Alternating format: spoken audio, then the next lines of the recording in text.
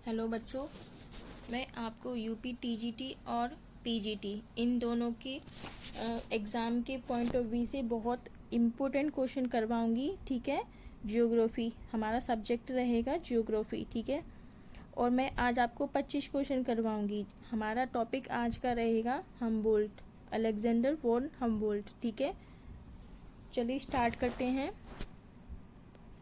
Humboldt ने अपनी लगभग 4000 मील की यात्राओं के दौरान निम्न में से किसका अध्ययन नहीं किया?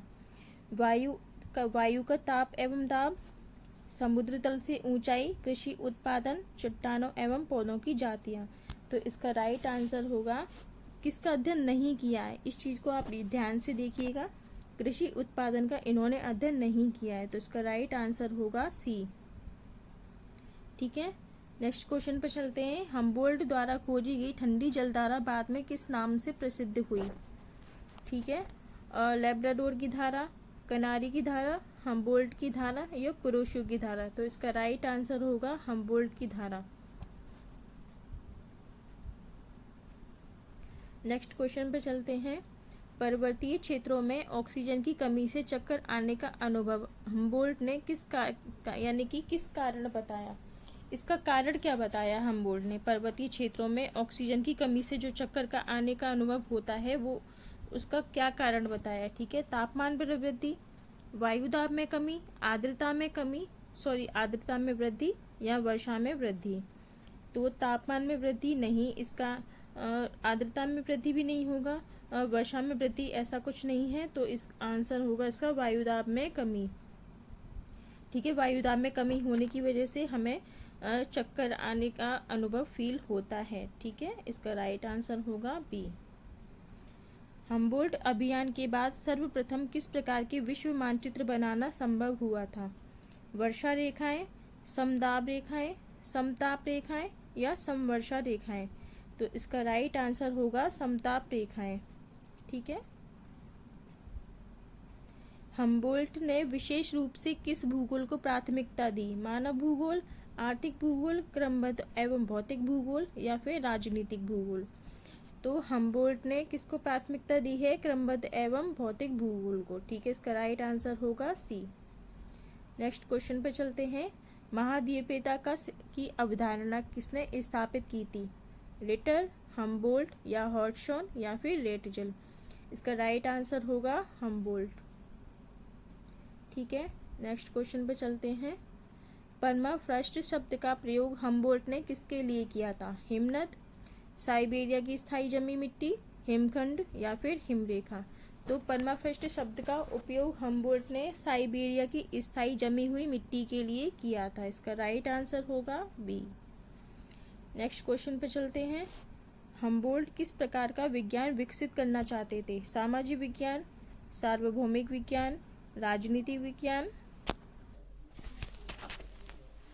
पहला ऑप्शन है सामाजिक विज्ञान, जैसे कि मैं आपको बता चुकी, सार्वभौमिक विज्ञान, राजनीतिक विज्ञान और आर्थिक विज्ञान। ठीक है, इसका राइट आंसर होगा सार्वभौमिक विज्ञान। ठीक है, नेक्स्ट क्वेश्चन पे चलते हैं। हम्बोल्ट की प्रसिद्ध कृति कॉस्मोस किस वर्ष से प्रकाशित हुई? 1830 में, 1845 में और या फिर 1825 में या 1859 में। इसका राइट आंसर होगा 1845 में। ठीक है, नेक्स्ट क्वेश्चन पे चलते हैं। कॉस्मोस का प्रमुख उद्देश्य क्या था? केवल पृथ्वी का अध्ययन करना, केवल खगोल का अध्ययन करना, प्रकृति की समग्र वैज्ञानिक व्याख्या करना या केवल मानव समाज का अध्ययन करना। ठीक है, तो देखिए इस क्वेश्चन में देखिए आपको जहां भी किसी भी ऑप्शन में आपको केवल जो दिखे उसको देखते ही आप काट दीजिएगा, क्योंकि जहां केवल लगा होता है ज्यादातर वो ऑप्शन गलत ही होता है। ठीक है, इसको काट दिया, इसको काट दिया, इसको काट दिया, हमें हमारा आंसर मिल गया प्रकृति की समग्र वैज्ञानिक व्याख्या।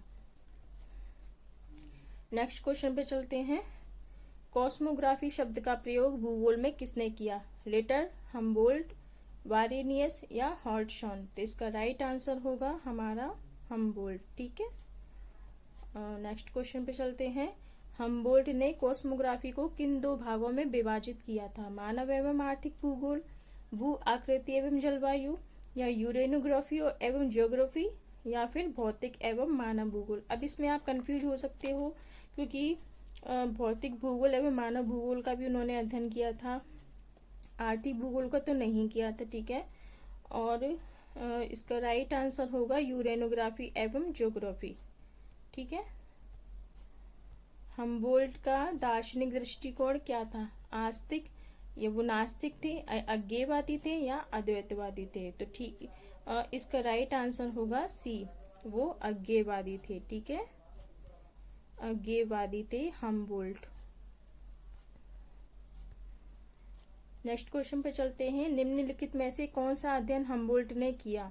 चुंबकीय घटनाएं, चट्टानों की जातियां, पौधों का वितरण, और या फिर उपयुक्त सभी। तो देखो, चुंबकीय घटनाओं का भी अध्ययन किया है, चट्टानों की जातियों का भी अध्ययन किया है, पौधों का वितरण का भी अध्ययन किया है। इसका आंसर होगा उपयुक्त सभी। राइट आंसर है इसका डी।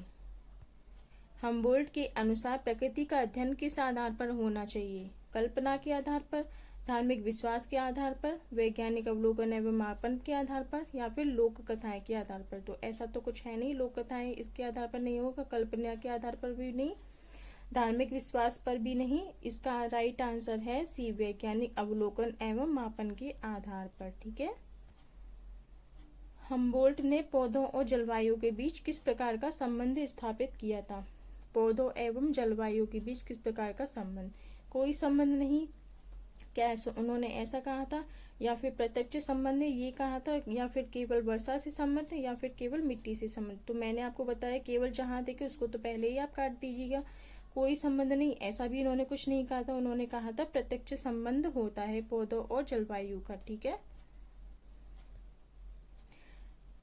नेक्स्ट क्वेश्चन है, समताप रेखाओं के विकास में हमबोल्ट का योगदान किस कारण महत्वपूर्ण माना जाता है? उन्होंने तापमान का वैश्विक वितरण प्रस्तुत किया, या बी ऑप्शन है उन्होंने वायुदाब का सिद्धांत दिया, उन्होंने पृथ्वी की आयु बताई, या उन्होंने मानसून की खोज की। तो इसका राइट आंसर होगा इन्होंने मानसून की खोज नहीं की, उन्होंने पृथ्वी की आयु नहीं बताई, उन्होंने वायुदाब का सिद्धांत दिया नहीं, उन्होंने तापमान का वैश्विक वितरण प्रस्तुत किया। इसका राइट आंसर होगा ए, ठीक है। नेक्स्ट क्वेश्चन पे चलते हैं। हमबोल्ट को आधुनिक भौतिक भूगोल का अग्रदूत क्यों कहा जाता है? उन्होंने प्राकृतिक घटनाओं का वैज्ञानिक अध्ययन किया, उन्होंने राजनीतिक भूगोल लिखा था, या फिर उन्होंने केवल इतिहास लिखा था, उन्होंने केवल मानचित्र बनाए। ये भी गलत है, ये गलत है। और अब देखेंगे पहला दूसरा, उन्होंने राजनीतिक भूगोल लिखा है, नहीं ये भी गलत है। उन्होंने प्राकृतिक घटनाओं का वैज्ञानिक अध्ययन किया, ठीक है। इसका राइट आंसर होगा ए। हमबोल्ट के अध्ययन की सबसे प्रमुख विशेषता क्या थी? केवल वर्णन, केवल सिद्धांत, अवलोकन एवं प्रयोग, या फिर धार्मिक व्याख्या? तो हमबोल्ट के अध्ययन की सबसे प्रमुख विशेषता क्या थी? अवलोकन एवं प्रयोग। इसका राइट आंसर होगा सी। नेक्स्ट क्वेश्चन पे चलते हैं। हमबोल्ट के अनुसार प्रकृति को समझने का सर्वोत्तम तरीका क्या है? पृथक पृथक अध्ययन, समग्र अध्ययन, या फिर धार्मिक अध्ययन, या ऐतिहासिक अध्ययन? तो हमबोल्ट के अनुसार प्रकृति को समझने का उन्होंने सर्वोत्तम तरीका बताया था समग्र अध्ययन, ठीक है। इसका राइट आंसर होगा बी। हमबोल्ट के कार्यों का सबसे अधिक प्रभाव किस शाखा पर पड़ा था? मानव भूगोल, भौतिक भूगोल, आर्थिक भूगोल, या फिर राजनीतिक भूगोल? इसका राइट आंसर होगा भौतिक भूगोल, ठीक है। नेक्स्ट क्वेश्चन पे चलते हैं। निम्नलिखित में से कौन सा कथन सही है? हमबोल्ट ने केवल यूरोप की यात्रा की। अब देखो इसमें केवल आ रहा है तो इसको पहले ही आप काट दीजिएगा। उन्होंने केवल जलवायु का अध्ययन किया, ये भी काट दीजिएगा, केवल आ रहा है। और उन्होंने विभिन्न प्राकृतिक तत्वों का अंतर संबंधों का अध्ययन किया। उन्होंने समुद्री धाराओं का अध्ययन नहीं किया, नहीं उन्होंने समुद्री धाराओं का अध्ययन किया है, तो ये गलत होगा। उन्होंने विभिन्न प्राकृतिक तत्वों के अंतर संबंधों का अध्ययन किया, ये हमारा राइट आंसर होगा सी।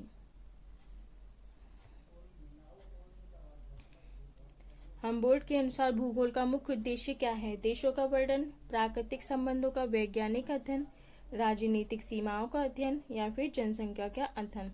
हमबोल्ट के अनुसार भूगोल का मुख्य उद्देश्य होगा प्राकृतिक संबंधों का वैज्ञानिक अध्ययन। इसका राइट आंसर होगा बी। नेक्स्ट क्वेश्चन पे चलते हैं। हमबोल्ट की कार्यप्रणाली मुख्यतः किस पर आधारित थी? ठीक है, धार्मिक विश्वास, वैज्ञानिक मापन एवं प्रत्यक्ष अवलोकन, ऐतिहासिक घटनाएं या फिर साहित्य। हम ऊपर देख चुके हैं, धार्मिक विश्वास तो नहीं होगा, ऐतिहासिक घटनाएं भी नहीं होगा, साहित्य भी नहीं होगा। इसका आंसर होगा वैज्ञानिक मापन एवं प्रत्यक्ष अवलोकन। लास्ट क्वेश्चन पे चलते हैं। निम्नलिखित में से कौन सा कथन हम्बोल्ट के संबंध में असत्य है? इस चीज को आप ध्यान रखिएगा, असत्य पूछ रहे हैं। इन्होंने कॉस्मोस की रचना की, तो ये असत्य होगा नहीं, क्योंकि उन्होंने कॉस्मोस की रचना की है। वे अज्ञेयवादी थे, ये बिल्कुल सत्य है। ठीक है। उन्होंने क्रमबद्ध भूगोल को महत्व दिया, या उन्होंने मानव भूगोल को भौतिक भूगोल से अधिक महत्व दिया, तो ये ऐसा नहीं है। इसका राइट आंसर होगा उन्होंने क्रमबद्ध भूगोल को महत्व दिया था। ठीक है। तो ये हमारे आज के 25 क्वेश्चन कंप्लीट होते हैं। इसके बाद मैं आपको कल कंटिन्यू करूंगी। ठीक है। कल मैं आपको 25 क्वेश्चन लेके आऊंगी। मैं आपको डेली 25 क्वेश्चन करवाऊंगी। ठीक है। और वो सारे यूपी टीजीटी और पीजीटी इन दोनों के ही एग्ज़ाम के लिए बहुत ही ज़्यादा महत्वपूर्ण होंगी। ठीक है। तो चलिए कल मिलते हैं। अगर आपको क्वेश्चन अच्छे लगे हों तो मेरे चैनल को लाइक करिएगा, सब्सक्राइब कर लीजिएगा। और थैंक यू। बस और कोई भी कमी हो तो मुझे ज़रूर बताइएगा। ठीक है। Thank you so much. नमस्ते।